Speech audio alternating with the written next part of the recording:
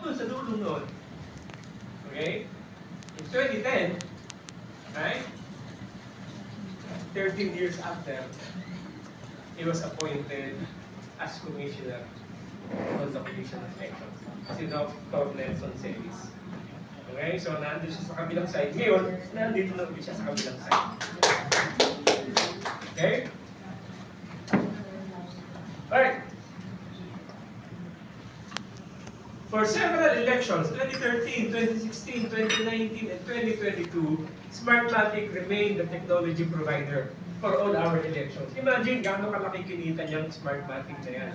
There are even times that in one election, the country will lease the machines from them. And then the following election, the Philippines will buy the machines from them. The same machines that we leased 3 years ago. Parang hindi maganda yung proseso gano'n, di ba? Inarkila mo, after 3 years, bibili mo. And then after 3 years, papalitan mo na ng bago. Okay? That is what happened, okay? And they were awarded, again, for the vote counting machines, electronic transmission facilities, paper ballots, and other voting paraphernalia like ballot boxes. Even ballot boxes, they were the ones who manufactured and subcontracted it. And in fact, ngayon nga, sinasabi ko na kina Chairman Garcia, kung pwede naman yung ballot box, standard na eh. Tapos nagbabago na lang yung opening, then you put the machine on top of it. Ganon. So what will you do with 16,000 ballot boxes? Wala, tinatapon na rin after one election.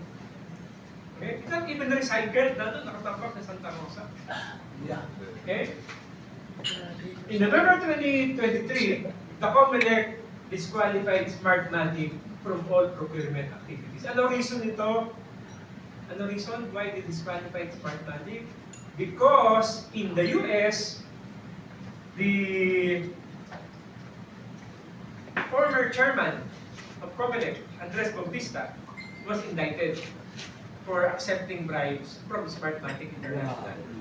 So because of that, COMELEC disqualified Smartmatic. Okay? And of course, magkaireklamo mo ang Smartmatic, bakit siya disqualified? Especially, the spokesman. Sino ang spokesman ng Smartmatic? It's no other than former COMELEC Commissioner Robert Christian Lim. Right?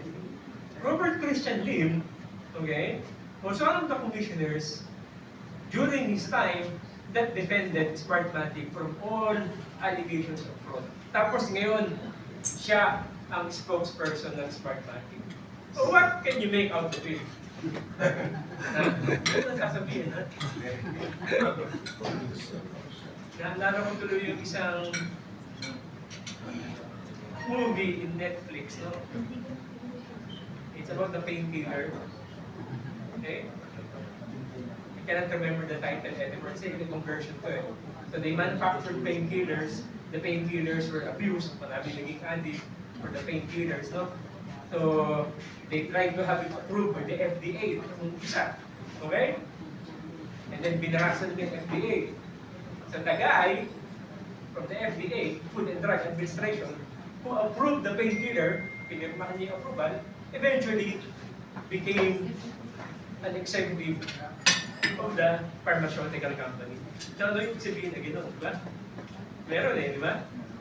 And in fact, it is in bad face, no? Kung former public commissioner ka, bakit ka pupunta na isang technology provider na ikaw ang nag-approve na gamitin? Okay? Now, this is the number one.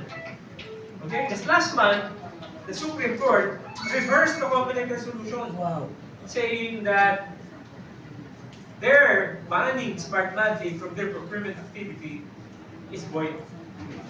Okay? Pero sabi ng COMELEC, no, we stand by our decision, so they can bid again in subsequent procurement, but not for 2025.